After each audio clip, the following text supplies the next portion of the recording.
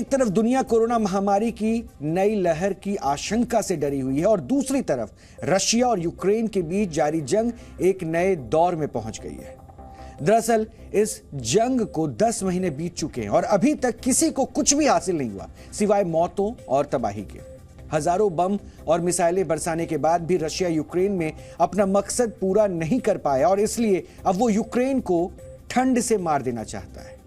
वो जानता है कि बिना बिजली, बिना गैस यूक्रेन ये ठंड बर्दाश्त नहीं कर पाएगा। यानी रशिया जो कुछ युद्ध से हासिल नहीं कर सका, अब वो मौसम की मेहरबानी से हासिल करना चाहता है और इसलिए यूक्रेन पर रशिया के हमले और तेज हो चुके हैं। रशियन मिसाइलें यूक्रेन के पावर प्लांट्स और एनर्जी सप्लाई को निशाना बना रही है। लेकिन रशिया की बमबारी के बीच यूक्रेन के राष्ट्रपति वोलोदिमीर ज़ेलेंस्की अमेरिका पहुंचे और युद्ध शुरू होने के इन 10 महीनों के बीच ये उनका पहला विदेशी दौरा था और इसलिए जब ज़ेलेंस्की के वॉशिंगटन डीसी दौरे की ये तस्वीरें सामने आई तो हर किसी की निगाहें उन्हीं पर टिक गई।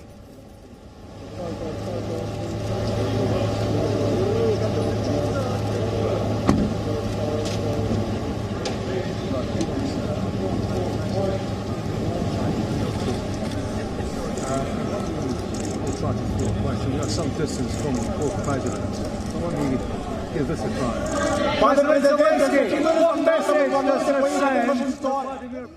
ऐसा कम ही हुआ है जब अमेरिका में किसी दूसरे देश के नेताओं को इस तरह का सम्मान मिला है, लेकिन ज़ेलेंस्की के स्वागत और उनके जलवे की ये तस्वीरें कुछ खास है क्योंकि इन तस्वीरों में एक संदेश छिपा है। संदेश ये है कि अब अमेरिका इस युद्ध में अपनी हिस्सेदारी बढ़ाने वाला है और इसलिए आज हम आपको सबसे पहले ज़ेलेंस्की के अमेरिका दौरे और उनके स्वागत की ये तस्वीरें दिखाने वाले हैं क्योंकि इन तस्वीरों में कई संकेत और छिपे हुए हैं संदेश।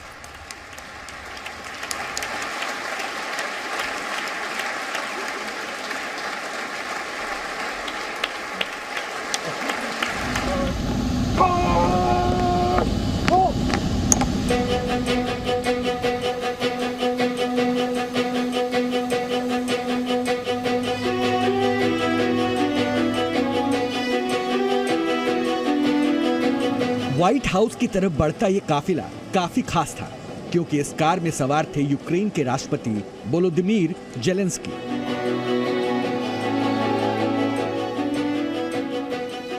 यूक्रेन पर रशिया के हमले के करीब 10 महीने बीतने के बाद ये ज़ेलेंस्की का पहला विदेशी दौरा था। जंग के बीच अपनी इस पहली विजिट में ज़ेलेंस्की का जलवा हर तरफ दिखा।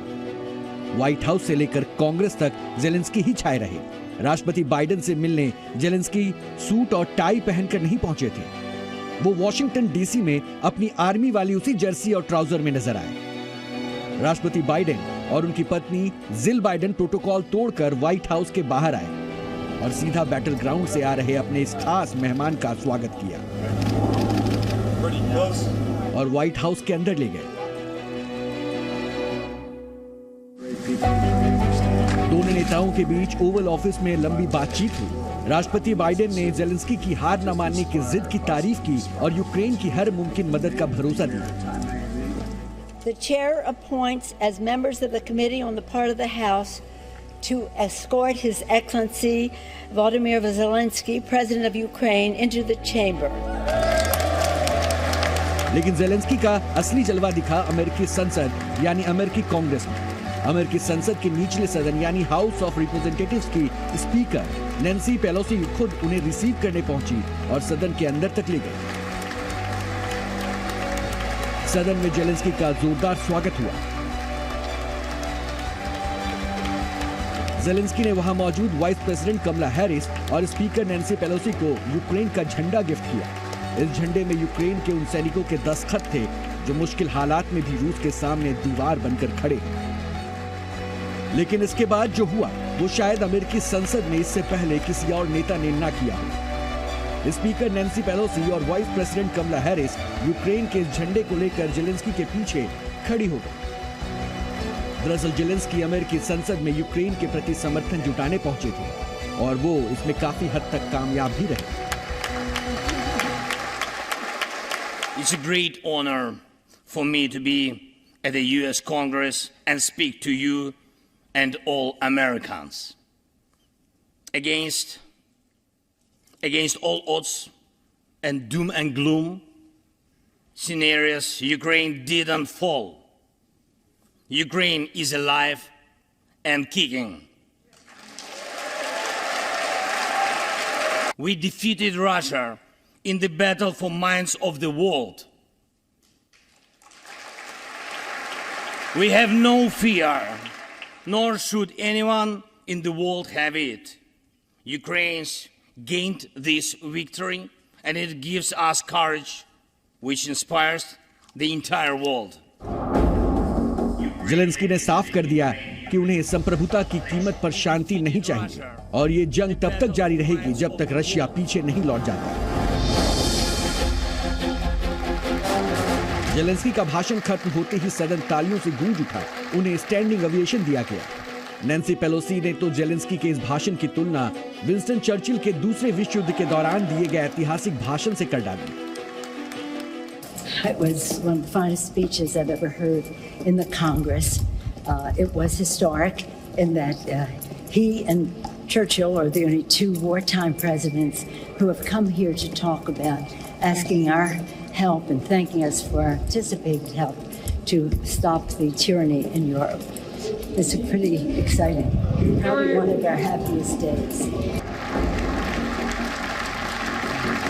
युद्ध के बीच से ज़ेलेंस्की के वॉशिंगटन डीसी तक पहुंचने की कहानी भी कम दिलचस्प नहीं है। इस दौरे के ठीक पहले ज़ेलेंस्की मोर्चे के बिल्कुल करीब बाखमुत में यूक्रेनी फौजियों के साथ नजर आए थे। वहां उन्होंने रशिया से जंग लड़ रहे सैनिकों की हौसला अफजाई की थी। वहां से वो ट्रेन के जरिए पोलैंड पहुंचे। पोलैंड में अमेरिकी वायुसेना का विमान उनका इंतजार कर रहा था और फिर अमेरिका के इसी विमान से उन्हें वॉशिंगटन लाया गया। एयरपोर्ट पर उन्हें गार्ड ऑफ ऑनर दिया गया और फिर वहां से उन्हें सीधा व्हाइट हाउस ले जाया गया। ब्यूरो रिपोर्ट, जी मीडिया। ज़ेलेंस्की ने अमेरिका में अपना जादू कुछ इस तरह चलाया कि कांग्रेस उनके इस भाषण की विंस्टन चर्चिल के 81 वर्ष पहले दिए गए ऐतिहासिक भाषण से तुलना की जा रही है और सेकेंड वर्ल्ड वॉर के दौरान ब्रिटेन के तत्कालीन प्रधानमंत्री विंस्टन चर्चिल भी कुछ इसी तरह की स्थितियों में अटलांटिक महासागर पार करके अमेरिका पहुंचे थे। इस सफर के लिए उन्होंने कई खतरे उठाए थे ताकि वो अमेरिका के नेताओं को ब्रिटेन की मदद के लिए मना सके। दिसंबर 1941 में विंस्टन चर्चिल ने अमेरिकी संसद में करीब 30 मिनट तक भाषण दिया था। 81 साल बाद ठीक उसी महीने अमेरिकी संसद ने दुनिया के एक और चर्चित नेता वोलोदिमीर ज़ेलेंस्की का भाषण सुना है। न सिर्फ सुना है बल्कि स्टैंडिंग ओवेशन भी दिया है। लेकिन इस बार वक्त कुछ और है क्योंकि वॉशिंगटन में इस युद्ध को लेकर एक राय नहीं है। अमेरिका में यूक्रेन को भारी मात्रा में सैन्य और आर्थिक मदद देने का विरोध भी बढ़ा है।